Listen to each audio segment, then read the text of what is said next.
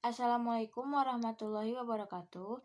Perkenalkan, saya Zara Zafira dengan NIM 2120139 dari kelas PAI 3D akan menyampaikan jawaban ujian tengah semester dalam mata kuliah Manajemen Pendidikan saya. Soal pertama, jelaskan secara rinci dan lengkap langkah-langkah strategis apa yang akan Anda lakukan dalam membuat visi, misi, tujuan, strategi, dan program dan sasaran pendidikan. Jawab. Langkah-langkah strategis dalam membuat visi, misi, tujuan, strategi, program, dan sasaran pendidikan yang akan saya lakukan yaitu sebagai berikut.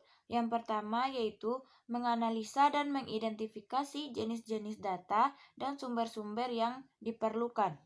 Yang kedua, mengumpulkan dan mengelola data yang akan dijadikan dasar penyusunan. Yang ketiga, meneliti semua data yang sudah dikumpulkan dengan menggunakan kriteria-kriteria tertentu.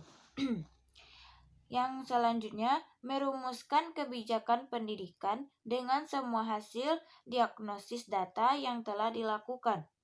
Yang kelima, setelah mendapat kebijakan yang disetujui, maka hasil tersebut dikembangkan dan dicantumkan ke dalam bentuk poin-poin atau aturan. Pertanyaan kedua, bagaimana seharusnya sistem pendidikan nasional yang sekarang ini diterapkan dalam konsep pengembangan negara dan bangsa Indonesia? Jawab, sistem pendidikan nasional saat ini harus diterapkan dalam konsep pengembangan negara dan bangsa Indonesia. Dalam proses jalannya pendidikan di Indonesia, Pancasila merupakan landasan ideologi dasar. Landasan ini bersifat mengikat dan memiliki kekuatan hukum bagi pemerintah dan seluruh rakyat Indonesia. Hal itu dilakukan mengingat pentingnya pendidikan bagi mutu dan kualitas negara. Sistem pendidikan nasional sebaiknya tidak hanya menganut atau berorientasi pada nilai, tapi juga kepada pengembangan dan kemajuan negara dengan menghasilkan SDM yang unggul. Kualitas, keefektifan, dan keefisienan pembelajaran menjadi kunci utamanya. Dan juga pengembangan minat dan bakat siswa harus diperhatikan.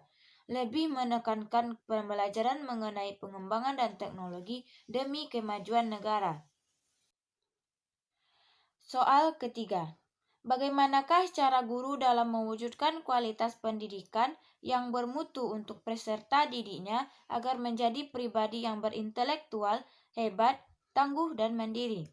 Jawab, ada beberapa cara yang dapat dilakukan guru untuk mewujudkan kualitas pendidikan yang bermutu adalah sebagai berikut. Yang pertama, memberikan motivasi dan semangat kepada peserta didik agar belajar dengan baik. Yang kedua, mengajarkan kedisiplinan kepada peserta didik tentang aturan-aturan yang ada. Yang ketiga, mengajarkan etika terhadap keluarga, sekolah, dan masyarakat.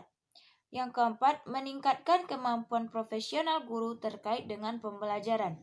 Yang kelima, menggunakan metode pembelajaran yang bervariasi, interaktif, aktif, dan kreatif. Yang keenam, manajemen pendidikan menggunakan manajemen berbasis sekolah atau desentralistik.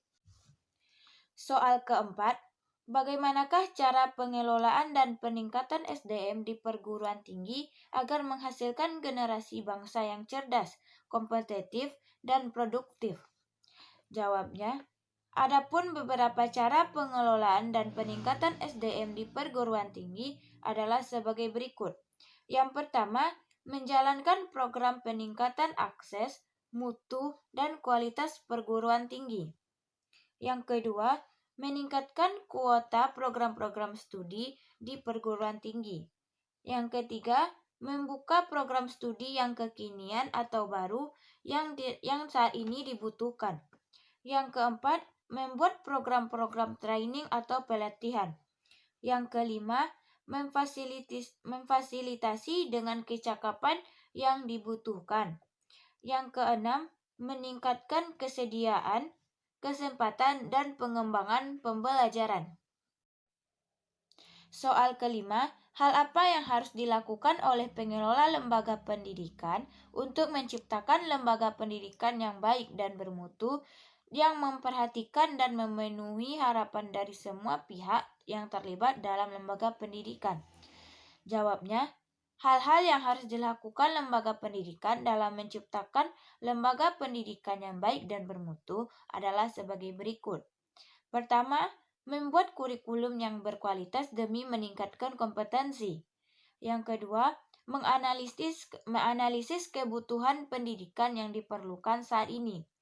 Selanjutnya, memperhatikan dan mengidentifikasi keinginan-keinginan dari pihak-pihak yang terkait, yaitu pemerintah, siswa dan orang tua, masyarakat, dan lain-lain. Selanjutnya, menekankan upaya pencegahan kegagalan pendidikan.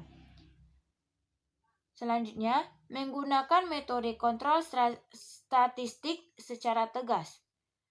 Yang terakhir, menetapkan tujuan lembaga pendidikan yang harus dicapai. Soal ke-6.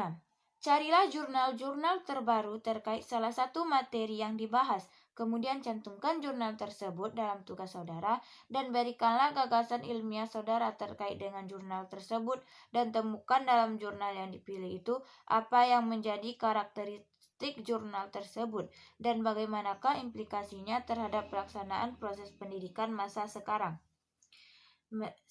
Saya jawab, yang jurnal yang pertama yaitu jurnal dari Muhammad Muspawi, yaitu memahami konsep dasar manajemen peserta didik tahun 2020 dalam jurnal ilmiah Universitas Batanghari Jambi volume 20 nomor 3. Gagasan ilmiah Departemen Pendidikan Nasional RI menjelaskan bahwa manajemen peserta didik memiliki tujuan khusus, yaitu pertama, dapat meningkatkan pengetahuan, keterampilan dan psikomotor peserta didik. Yang kedua, sebagai wadah penyaluran bakat, keterampilan dan pengembangan minat peserta didik.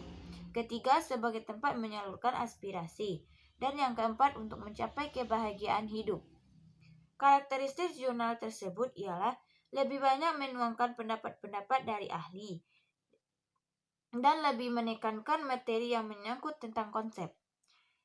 Implikasinya sebagai bahan kajian ilmiah dan konservasi bagi laporan peserta didik.